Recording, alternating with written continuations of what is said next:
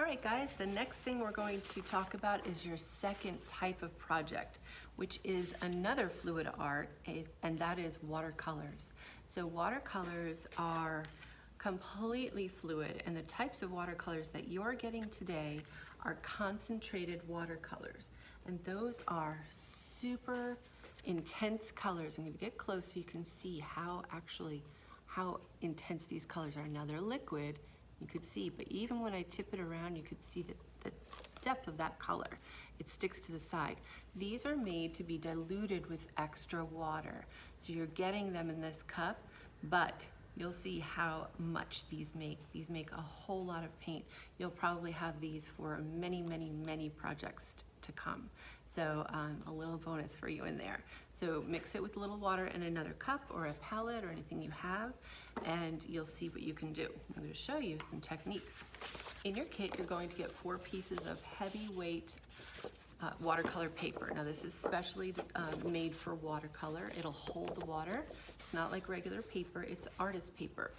I am taping up the sides on one of them for you so you can see that once you remove this tape, your watercolors will, you'll paint and you'll bring your colors all the way up to the edge of this tape, and this tape will actually be peeled away and it will reveal a nice crisp line that you painted all the way up to. So definitely try to paint all the way up to those edges and you'll create this beautiful art-like design with your crisp, clean edges. And when you put it in a frame, it looks very professional, and that's how what the pros do. So that's a nice tip for you there. So here, it's actually upside down. I made some leaves. Now, if you look at these leaves, they're just drawn out in Sharpie. You can draw whatever you like. For this design, I just thought about big, giant Floridian leaves. And you can copy this design if you want to. If you want to pause the video, you can just look at this, and I'll keep that nice and steady for you.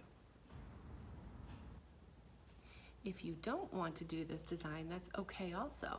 I'll show you how I did it. So I took my Sharpie and I outlined. So this is the first stage. It's a little different colors I played with. The first stage, and this yellow line here is an actual crayon.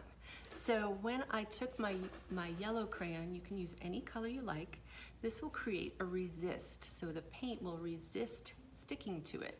So when you go over it like that, you'll see really carefully that when I brought my paint up to that yellow line, you can see it really well right here, it did not cling or stick. So that creates a really unique style and technique to use. You can try that. You can try it on parts of your painting if you like, or you can try it on the whole thing. So when you're finished, this is what it'll look like. And just a little tip, when you want things to look closer to you, you want to create more, some lightness and more, the pattern will be larger. When you want to make them look further back, you want to darken them so it almost looks like they're a little bit in the shadow, and the color here, if you see that, that's just a line of dark watercolor that creates a bit of a shadow. So it sort of looks like it's popping out. So you can try this technique too. Just a wash of the black that will be in your kit. So looking at this technique, before I move on to my next project, you'll see that this was a wet on wet technique. So that means you take your water, just clean water, and you wash all over your paper with just a paintbrush. Wash. Then, after you're done, you're gonna see that you can take your paint and dip it onto the water. So when I dipped it, you can see that it started to bleed and spread out. And I did the same thing here with some water, and then I dipped it in the green, and there it started to spread out a little bit. So that's another thing you can try. It's called wet on wet technique. So wet paper and wet watercolor. And that's something you can try any design you like. You don't even have to make a design. You can just play with it first, and then if you feel like you're ready to draw something, go for a drawing, because you'll get some extra papers in there so you can experiment. And that is your watercolor technique. So you'll get your paper and you'll get 4 different colors for watercolor.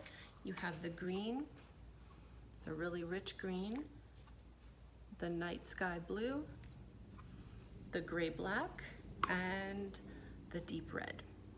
And all of these can be lightened with more water or used right from here as a concentrate, but use it very sparingly. Be very careful not to use too much because it will come out very, very dark. Okay, so that's your watercolor, liquid arts, fluid arts, and then I'll move to the next one. The next one is fun, you'll see.